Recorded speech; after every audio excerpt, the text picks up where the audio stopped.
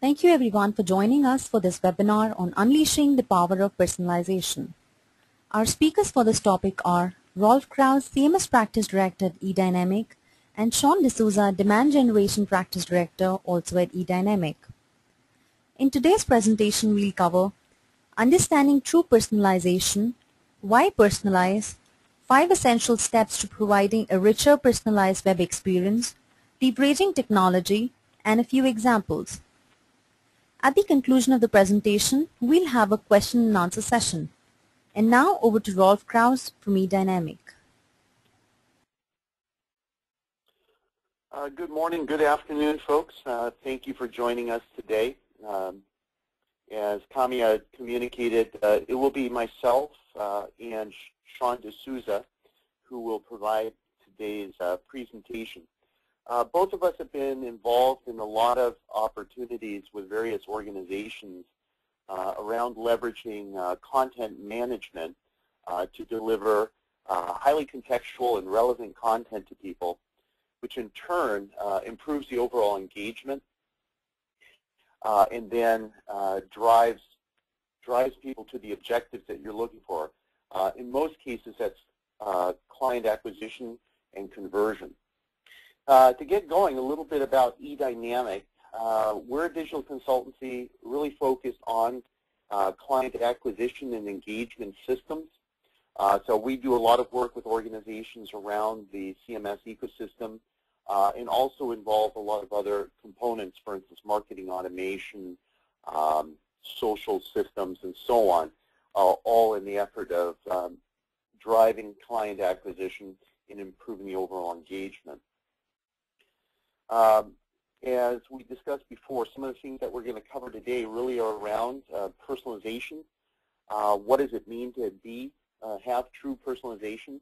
How does that compare to some of the things that we've done before as an industry? And then why do we want to do personalization? What are the drivers behind it, and what are the results that we've seen where personalization actually adds a tremendous amount of value to your digital marketing efforts? Then we get into some things more tactical in which we identify 5 key steps that we happen to follow at eDynamic when we engage with customers. So it's a bit of our secret sauce in terms of the work that we do with others. And by following these steps, we very consistently have arrived at solutions that, one, provide stronger engagement through personalization, and 2, will help people reach their conversion objectives more quickly by compressing the overall buying cycle that they've experienced with customers. Finally, we'll take a look at some of the things around personalization in the context of technology, specifically around Sitecore's capability to support personalization. And then we'll touch on a few examples. So to get going, I'm going to hand things over to Sean, and he's going to start off the discussion today around what is personalization. Thank you, Rolf. Just to kind of set a foundation here, let's just look back and say, how do people define personalization? What exactly does it mean? In the online context, personalization typically means meeting the customer's needs, making interactions faster and easier, and in that sense, being able to deliver on what the customer is looking for. So when a customer is coming to your site, you are able to identify what they're looking for and be able to route them in down a particular path.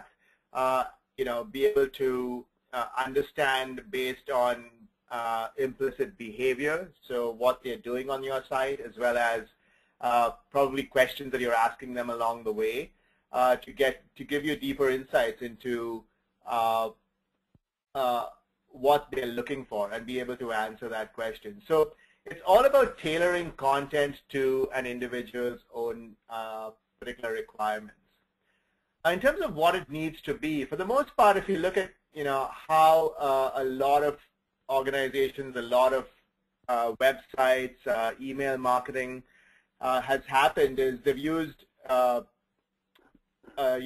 call it the lipstick on a pig. They'll use a greeting, they'll use geography, they might use gender, and they put a banner up that, if it's a woman, then they'll put a feminine image up there with a light color scheme and so on. But what personalization really needs to be is a lot deeper and richer than the superficial stuff. If you look at the holy grail of what personalization needs to be, it's a conversation. So just as when you walk into a store and a salesperson asks you, how may I help you, you've probably already recognized a need and found that this store has that solution or that product for you. You're able to go in there, and then between the discussion that you have with that sales rep, be able to dig further and dig deeper so that you ultimately are able to get what you came into that store for. So one of the interesting things about the true personalization, as we call it, is that as buyers go through this whole exercise and they have this conversation, they also get more sophisticated in their own knowledge of the industry, the market, product features, and so on. And that's very important. In terms of why personalization is so critical, it's because without personalization, you're not able to have that strong, compelling experience on your website. And if you look at Serious Decisions, which is an analyst firm out of the Northeast, they have done some research and found that the average, especially the B2B buyer, they focus on the B2B side, is the average buyer is spending about 70% of their buying process online before they even talk to a sales rep. And that's very interesting, because if your website is not engaging with this buyer, A, you might lose this person and they'll go to the competition. B, they may never ever talk to your sales rep. So you are losing out on a number of fronts, and it's very important that you're able to have that deeper, richer web experience. Cami, I think we have a poll about personalization. Yes. So we have a question here: does your current website present any sort of personalization to visitors? So whether it's superficial or not, by all means, go ahead and answer this question. After we'll come back and look at some of the results here.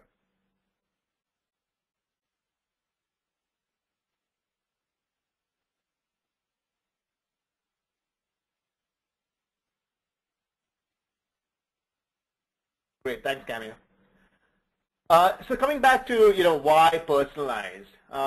If you look at this benchmarking report done by Marketing Sherpa, they found that a large section of your database are spent in an area that they're either not sales ready or they are not good prospects for you. So you've got this big bucket of people. And unless you're able to really engage them and take them, walk with them lockstep through their own personal buying process, you might lose them. So moving them from that intermediary kind of the stages in the buying cycle, which is from consideration to yes, I'm ready to buy, that's the most important, the most critical path in that process. And if we're not if we ignore that, of course, we are going to lose them to the competition. Next slide, please.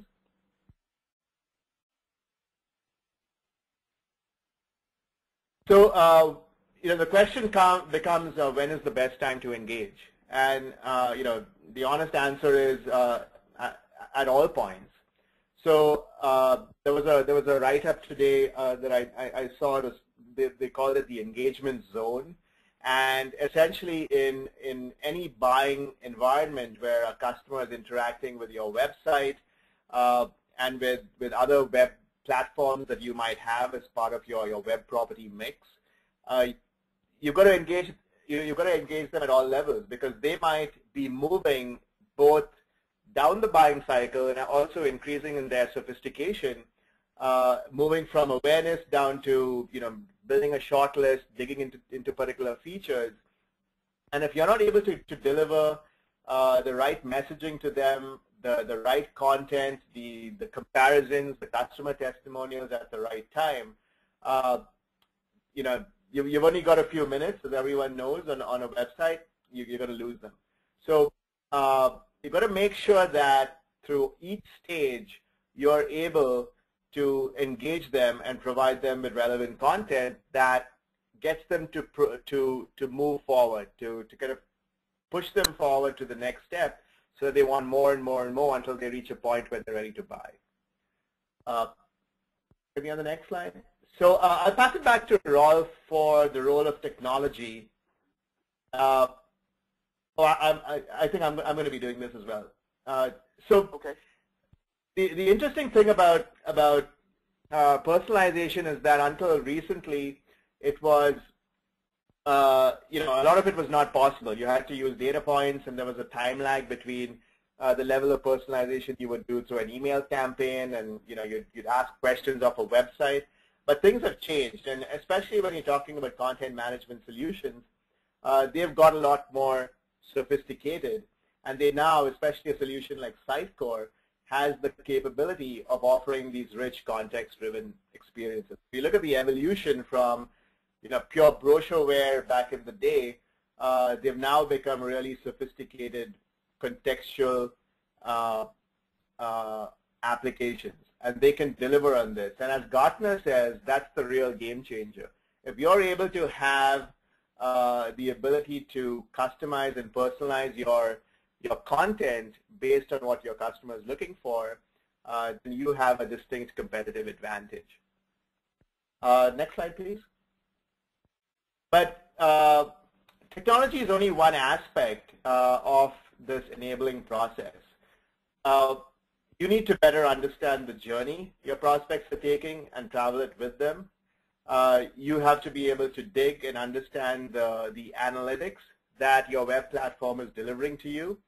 And then you've got to be able to provide the content that is relevant at each point through that buying cycle. So it's both a combination of technology as well as process and methodology that come together in order to be able to deliver this rich experience. Just to look at what, how do you kind of do this, or how do you think about it? You look at visitor context, and there are different ways of looking at visitor context. So from a very technical platform perspective, you would look at it from a number of different ways. The first way would be implicit information. So kind of like the digital footprint, what path they've taken, what pages are they spending time on, how much time are they spending on those pages, what type of content they're consuming on that site, and so on. The second aspect is kind of explicit information, so information that they're providing you. So if you're looking at questions that you've provided along the way, if you've asked them for, if you've got a calculator or a quiz or some form of a widget which interacts with the customer, and they are able to provide that information to you, that's explicit information.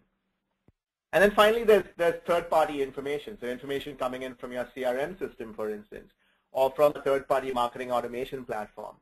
When this information comes in, you can actually bring that all together, and that will give you some really good insights into where that customer is, what that customer is thinking, what's that customer's digital body language, how are they thinking about your product, and where they are. And based on that, you can then build out your experience. Next slide, please. I think we have another poll at this point. Okay.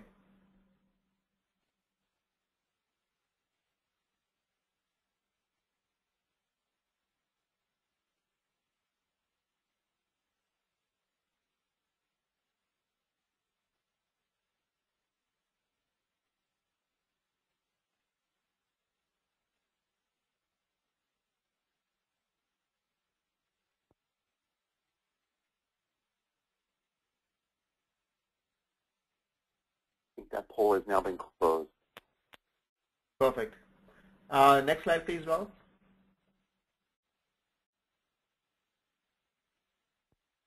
So now we'll go into the 5 essential steps, and Rolf will walk you through kind of our methodology for enabling true personalization. Rolf, over to you. Absolutely. So as Sean was saying, there really are a couple of components to the notion of personalization in terms of making it happen. One thing that enables us to do that now better than it would have been 5 years ago or 10 years ago is the fact that many of the platforms that we have available to us from a content management perspective have the notion of personalization built in. It's becoming a first-class notion, which means we don't need to tack on another piece of software from a third party to make it happen. It just becomes a part of the native environment that we work in. But to make these, to really leverage and use these new tools that we have available to us, I'm sure many of you in the audience may either be in the market for or have purchased such a CMS, contemporary CMS, where the salesperson has told you all about the wonders of its personalization capabilities. The marketing people are in awe, and the technologists sitting in the room are scratching their head how this really works. There really is a method to the madness to get this to work correctly. And it really does not start with the technology, but rather with some very basic approaches that we all learned as marketers along the way, that we're going to take those approaches again, but apply them in a different way. From our perspective, what we have come up with is fundamentally an approach that's kind of a cookbook to getting to the right result. And it boils down to a couple key steps. One is really understanding the buyer and the buying cycle. Who is the buyer and how do they fit into the various steps of the buying cycle? It may sound very elementary, but it's the fundamental step that helps us from a personalization perspective. Several years ago, and even now, many agencies will be focused on building personas. And personas were a great way to approach the understanding of who your audience is. But what we found is that with the new systems, we really have a dynamic ability to address not only who the person is in one point in time, but who they are over a period of times. Because we find that the buyer changes their disposition towards you as a company over the period of time. The more they engage with you, the different, they're going to look at you differently over that time. So looking at buyer disposition and what is the digital body language that kind of indicates what their current disposition is towards you is going to be an important part of this. That might be, what papers they download, where they spend their time, many of the things that Sean had discussed earlier. Then we begin to characterize these prospects, and we look at segmentation parameters. We get into significant more detail in terms of segmentation parameters that are specific to your industry, things that make a difference in terms of perhaps their role within the organization, maybe their specific vertical market that you're trying to address, a variety of other parameters that might be quite specific to your industry alone. Once we have all of those, we really are left with kind of a matrix of buying cycle, various segmentation parameters, motivators, pain points, things like that that overlap on each other. And with each of those, we can carve out pretty much a block in which we can say, to address this person in the specific buying point in the buying cycle, we might develop specific content that will move them forward to the next step in the buying cycle. Finally, it's leveraging the platform in a Sitecore and a variety of other platforms that are able to actually automate this process in terms of identifying where a person is in the buying cycle, understanding their disposition, and then presenting the appropriate content. So starting with the buying cycle, as many of us have gone through an understanding of what a buying cycle is and how we differentiate it from the sales cycle, it's really taking things from the customer's or buyer's point of view. Understanding that the buyer is at some point understanding that they have a need. They go out and look for solutions. They evaluate the alternatives and finally come to a conversion event, which is typically a purchase at some point at the end. There may be other conversion events like picking up the phone and calling a salesperson that might lead up to that final event. Understanding this and understanding how a person sits on top of this and how they change from a disposition is very important. And what we particularly mean about disposition is when a person comes to your website, they may not have realized all that you can offer as an organization, all that your products have to offer. They begin to understand the category that your product might be in. Then they might say, hey, I'm wondering if someone else also offers this. So they begin to educate themselves across different competitors, but then come back to your site. There may be something about your product offering or service offering that you differentiate from the competitor. And so in their mind, you begin to do that classic marketing positioning of your product and service, and how they perceive you changes in the most classic sense that we all learn from in marketing school. So in this case, what we're trying to understand is, based on their actions on the website, what is their disposition? How do they feel toward us? And are they moving closer to some of the what we would call conversion events, or are they kind of static in the buying cycle? So based on certain things, we're looking at, what they look at, what they download, where they spend their time. All of these things become indicators as to what their disposition is. And then we can establish triggers within the system that let us know that. So other things that will help us along the way is understanding both the motivators and pain points of these people. So it depends, again, on the products and services that you offer. But in many cases, it's increasing the revenue. We're talking about B2B scenarios, maybe operational efficiency, and so on, that we want to be able to put out in front of the people and have them respond to. And hopefully that will indicate where their mind's at, what's important to them, and where we need to focus our effort in an ongoing engagement. So understanding these triggers is, again, just capturing the information and doing the appropriate analysis with the tools that we have. Next thing is overlaying some of the segmentation parameters onto the buying cycle, which is determining what type of segmentation parameters are important to you. You might start off with a lot and begin to whittle them down and say that some of them are pretty much superfluous, don't really impact how you would present content. But certain things do. So for instance, the role that a person has in an organization may make a big difference. If you happen to be a product company or service company and you speak both to the technical buyer as well as the marketing buyer, you may want to differentiate your messaging. You may want to provide mechanisms within your website to differentiate those people as well. So that's where the segmentation begins and helps us determine how we will eventually set up the website and put some of these opportunities in place for people to tell us about them. The next thing is aligning the content to the segmentation as it overlays the buying cycle.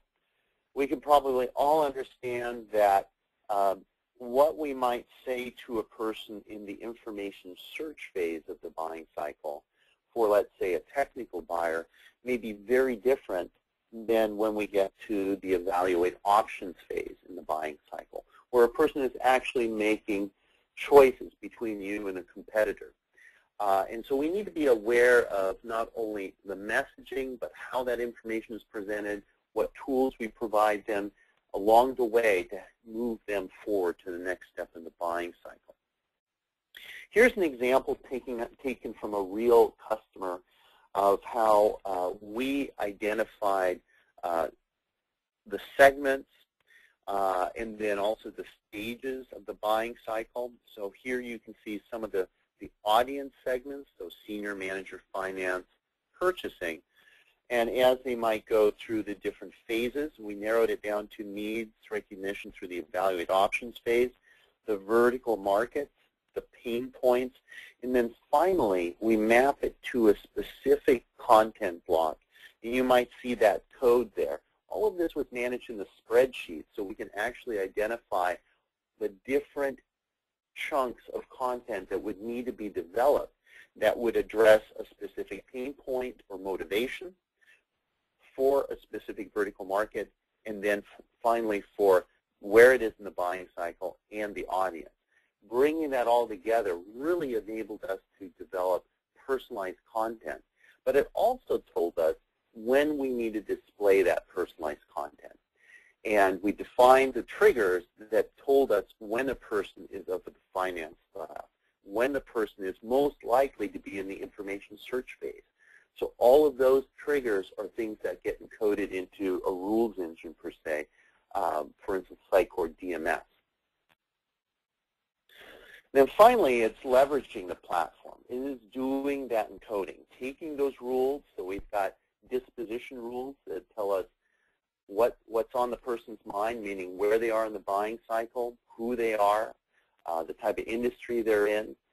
And then once we have that established, we can act on those dispositions by presenting the appropriate content, offers, thought leadership papers, etc., to motivate them to move forward in the buying cycle and to bring them closer to who we are as an organization. So how do we leverage this in terms of a platform like Sitecore, for example, which is a very powerful, very contemporary content management platform? And by the way, they are not alone in supporting the notion of personalization and rules-based systems. This is now becoming quite prevalent across a variety of different CMS platforms and even outside of CMS in things like marketing automation. But for today's discussion, we'll look at Sitecore and keep the discussion centered around it. It's really about organizing your content. Once you have the content defined, organizing it in terms of how you want to present it and when you want to present it to the person as they come to your site.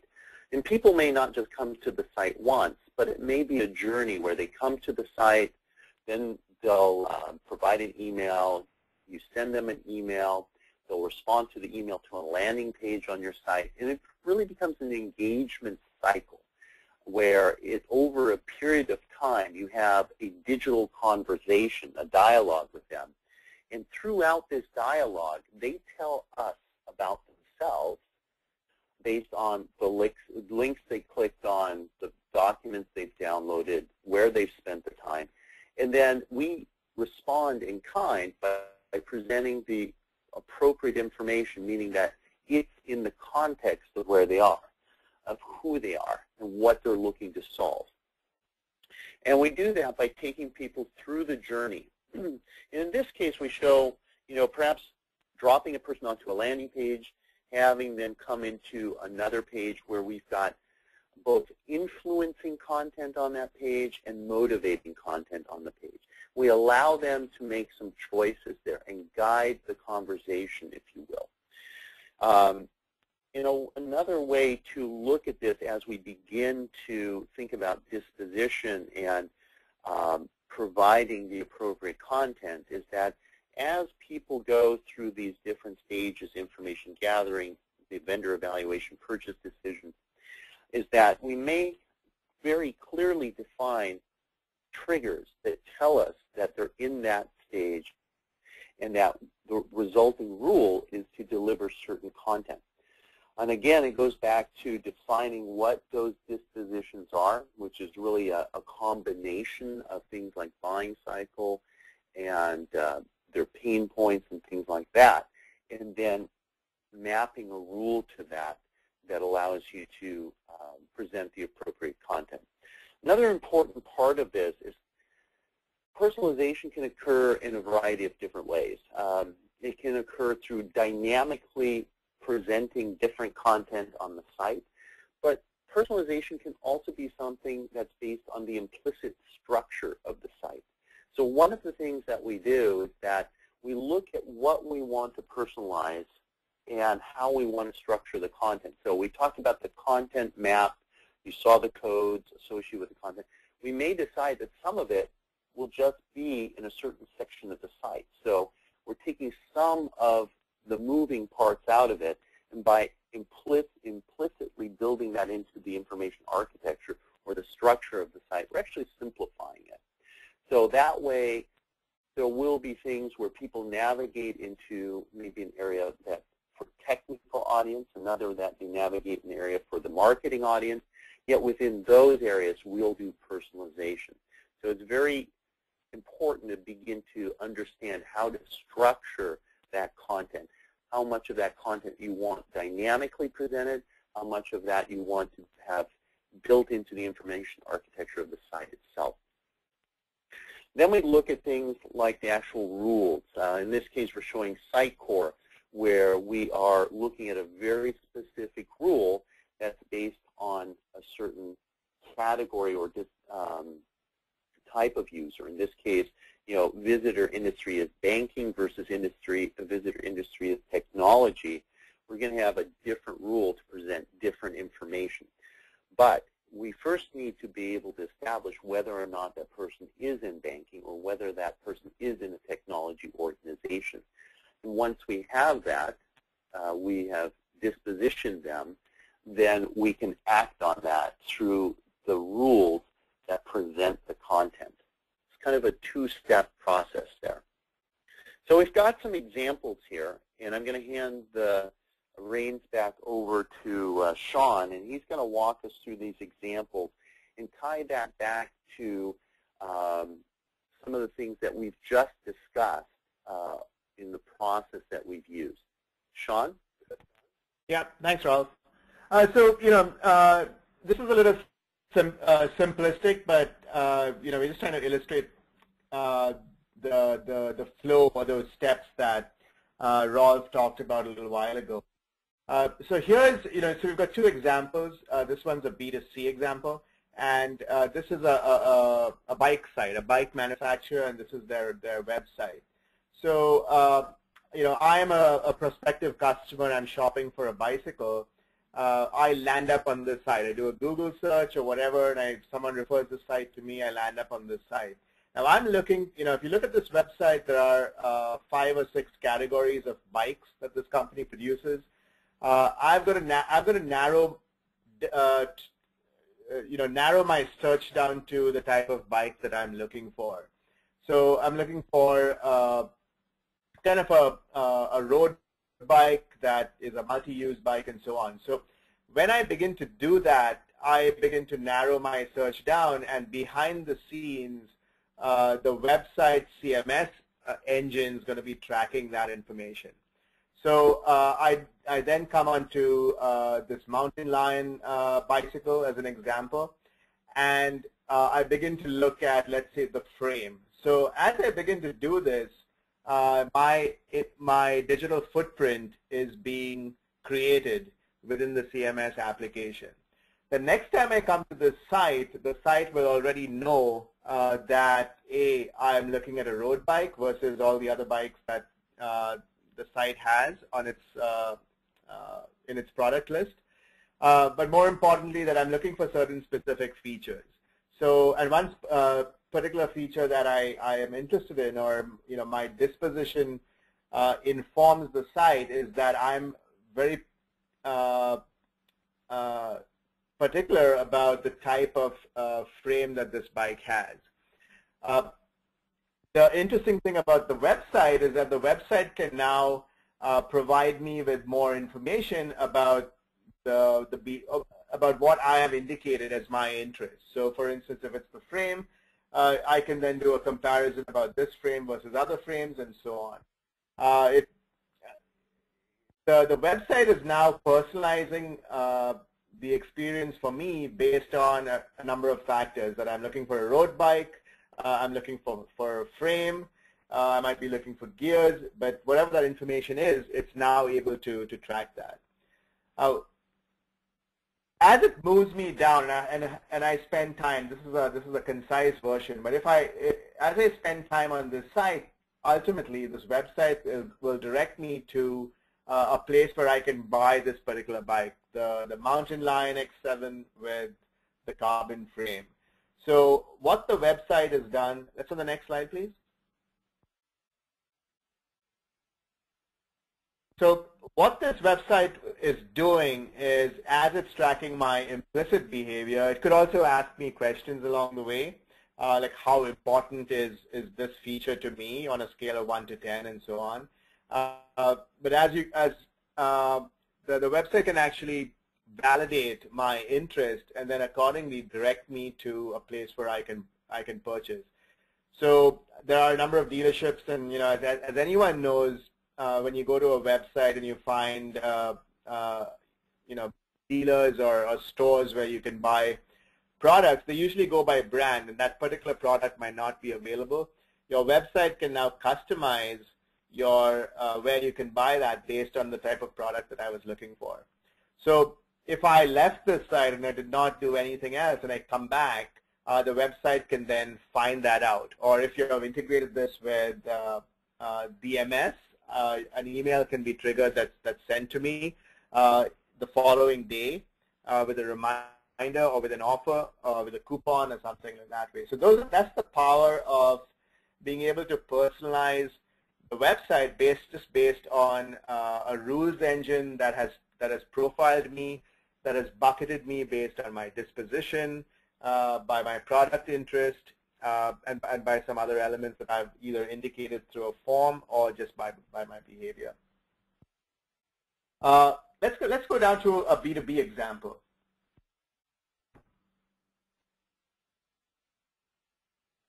So here's an example of a financial organization, and they're offering a product that has a reporting function and there's an ability to reduce costs. So if you look at the site's basically got three main options, and those have kind of come out from pain points, from motivations, from that process that Rolf talked about, which is identifying and bucketing those needs, pain points, motivations, and then bringing that front and center on the site. So when I come in there again, I can do the same type of action as I did with the bike site. I can then narrow down and go down a certain path. And as I go down that path, the website begins to also build intelligence and validate my interest. So let's say I went down the path of reduced costs. Now it can offer me a calculator where I can actually see how this would work. So we talked a little about influencers and motivators of how to take someone down, find those triggers that actually move them down from one stage in the buying cycle to another. So now I'm trying to, I've gone past the information search stage. I'm now in very much in an advanced buying stage where I'm looking at how can this really help me. Again, you've got two motivators. You've got a cross-sell opportunity in case I'm also looking to grow my business. I can probably look at something else. But essentially, this is what we're talking about. So it's not personalization with a hi Sean or hi Rolf or hi John message. It's more about customizing and personalizing the content based on my implicit action, as well as data that might be coming in from a CRM system, from a third-party list that you've purchased that maps to my profile. Can you go to the next slide, please? So finally, again, this is a concise way of looking at it, but the final step would probably be to get them to contact, to have a representative contact you, or to fill up a contact form. So in this case, there's one more bit of validation. That bit of validation might be a testimonial or something like that way. But the end result is that you're taking them down to a place where they can now make that decision, that commitment to say, yes, I'm interested in this. I want to talk to someone. And again, if they leave midway and they come back, you can carry that conversation forward from where they left off. And if not, you can then send them an outbound communication through email, or if you are linking with DMS, you could probably trigger a notification to someone to actually contact this person if we have their information, and be able to actually move them forward down that buying cycle using a multi-channel approach. I think that's it. So I think we'll now go into a Q&A session. Rolf, I'll pass it back to you, and then we'll take questions. Cami, do we have any questions? Yes, Sean, we do have a few questions. The first question is, how long does it take to implement a program like this? What are the timelines? Rolf, I'll defer to you to answer. Okay. Yeah. So we've done several of these, and there's really multiple components to this. The first component is actually spending time from a strategic perspective with various stakeholders, typically the marketing organization, the sales organization, people that understand the customer and that are responsible for developing content that engages with the customer.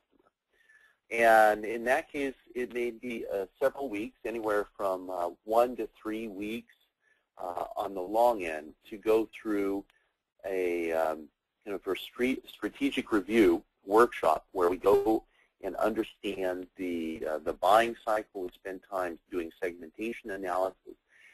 We boil it down to the key dispositions, and then we start identifying the key pieces of content that you need, along with what content you may already have, and then doing a gap analysis to identify what content is yet to be developed.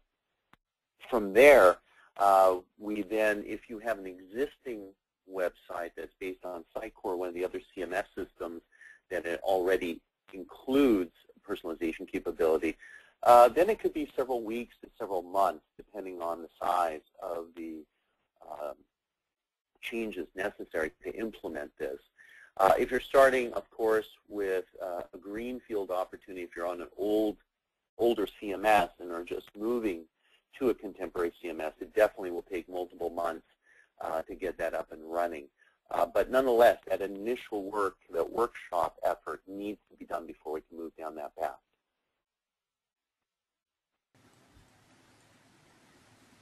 The next question is, can you... Yeah, we do have more questions. The next question is, can you integrate this with CRM platforms as well? What type of CRM applications work well with these sort of exercises? Sean, you want to take that? Sure. So I know, and Rolf add to this, I know, for instance, that we integrate with Salesforce.com really well and Microsoft Dynamics. Part of our integrations, we at eDynamic call it our trifecta, and if you've been on any of our previous webinars where we've talked about a unified customer engagement platform, three platforms that really work extremely well together, especially to deliver the type of personalization that we're talking here, is Eloqua for marketing automation, Salesforce.com for CRM, and then Sitecore for the website. Bringing them all together and having that common view of the data is these platforms work really well. Sitecore being a Microsoft .NET based application, it has a natural affinity or connection that works really well with Microsoft Dynamics. So I would say these were the two that are very easy to integrate. Rolf, I do not know about any others that that yeah, I would works? say that yeah, out in the market, those would probably be the two primary platforms that we have done integrations with and that are dominant in the market, and both provide quite a bit of ease with which to do the integration. So, next question. How much content do you need before implementing this sort of program? Is it just web pages or other content like emails, videos, etc.? That's a good question. I think it's very possible to start on a single channel of communication with the customer, let's say the web as a channel, and then eventually move to email and mobile and a variety of other channels that you might expand to in the future.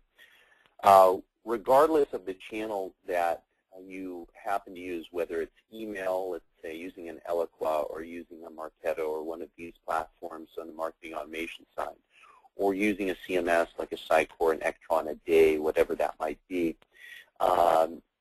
In either case, whether you do them independently or do them together, the approach to going through the strategy, the analysis, understanding your customer, defining what we would call the content map or the content matrix, and then going through a gap analysis to identify what's already available in your kind of stable of content, if you will, and what needs to be developed. That still needs to occur, and that we typically find that people have a lot less usable content than they think they do, and that there's quite a bit of work, and well worth it, quite a bit of work in developing content, which is often done in-house because the organizations themselves are the ones with the domain knowledge around their product, their services, and so on. The next question is, how soon in buying cycle should we be asking for contact information, and when should we initiate phone calls, or do we just wait until the person calls us? Sean, you want to take that? Sure, I'll give my opinion. You know, it all depends. It depends again on how fast the customer or the prospect is moving through the website and giving off those indicators, so that you're triggering them towards you know, throwing them the contact us form. Now, of course, there are certain people, you know, as we saw in a data point earlier, there are some people that have through their own research, blogs, you know, social forums, and so on, they have already narrowed down kind of like their preference, and then they come to your website mostly for validation, maybe for information that they can pull down and then share with colleagues, with leadership, so that they can get buy-in. So in a situation like that, where the buying cycle or the path in which they are proceeding through your site is fairly accelerated. So in that sense, I would think that you can throw up a you know, contact me form or a link where they can reach out to someone fairly quickly. In other cases, of course, it would depend. If you've got people who are still mulling, what you want to do as part of the exercise is to be able to give them that content, give them those messages, so that they are able to get confident about your product, to get the information that they need, and you're lockstep in them as they with them as they go along to that point where they're ready to actually make a decision. And sometimes that might be days, weeks, months, and so on. You've just got to be able to read their digital footprint, be able to follow up with them through other means, and be able to kind of walk with them down that path. Rolf, I don't know whether you want to add something to that. No, I think that that definitely covers it. It's really about where they are from a disposition perspective, and once the right signals are provided, and it's really for you to decide what those signals are, and they may change. You might set up your rules for a couple of months and find that they're not quite right and make adjustments. So this is not, there's science involved, but there's a little bit of black art involved in this too. So. Oh, we have two more questions to go. Yeah. So next question is, which are the best platforms for personalization? Do you have recommendations? We have Eloqua. Can we use that for personalization and automation? I think this is your bailiwick, Sean. Yeah, so definitely Eloqua can do a lot of personalization. Eloqua is a demand generation application. It's very good at doing campaign-related activities. So you can build little microsites and an email. But when you're talking invariably as part of the mix, your website is your biggest asset, your marketing asset. It is your brochure. And people are going to land up on your website to get more information. And most often what happens is that, and we've heard this time and time again, there is a campaign, there is a product or an offering that's out there. The salespeople, they get an email, they do something, they want to find out more, they go to the website, they can't find anything about what the salesperson is talking about. So the reality is that while you have all these campaigns going, which is really good, you need to be able to have that same level of engagement, that same messaging, that same content available on your website, so that both the systems, both the communications, both the channels are in sync when someone's actually receiving these. And if they either land up on your website or they look at the email and click through, it's one and the same. So that's where, earlier we talked about our trifecta, where we talked about Eloqua, and we talked about Sitecore, and we talked about Salesforce.com. So if you asked what would be the best platforms, I would say with Eloqua, Sitecore is a natural fit. Okay, the one last question is, do you run a risk of alienating prospects if you pick them at the wrong point in the buying cycle? Some people move slower than others, might take several visits in the information gathering stage before they're ready to move on. How do you know? Ross, do you want to take that?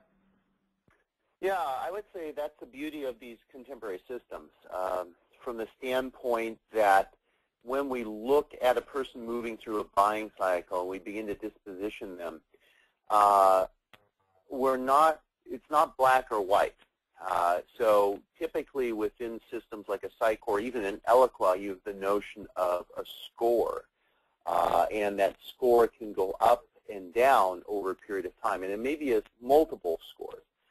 So for instance, if you have a certain type of person that you've dispositioned, that they are, at this point in the buying cycle and they have these needs and so on, to get to that point where you can say they are of this type of disposition, they may have to reach a certain threshold score. And you may have 5 or 6 different variables that you begin to score people on.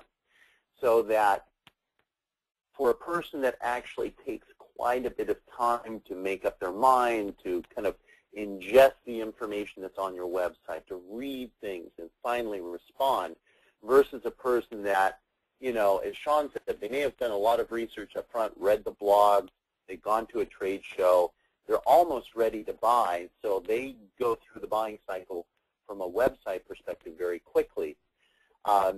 We need to be able to score people appropriately so that the score slowly increases with each time a person comes to the website. If it's a person that has kind of a low engagement on the site versus a person that has a high engagement over 1 or 2 visits, they may end up with the same score. But because of the depth of the engagement, meaning the amount of information they've downloaded, the amount of time they spend on the site, whatever, we're going to give them different scores for each session with which they've attended the site. And through that, the person that takes longer, their score that hits that threshold will take longer. But the person that is in a hurry, already has the understanding, is able to quickly provide us the information we need, we are able to respond to them, we're going to score them much quicker.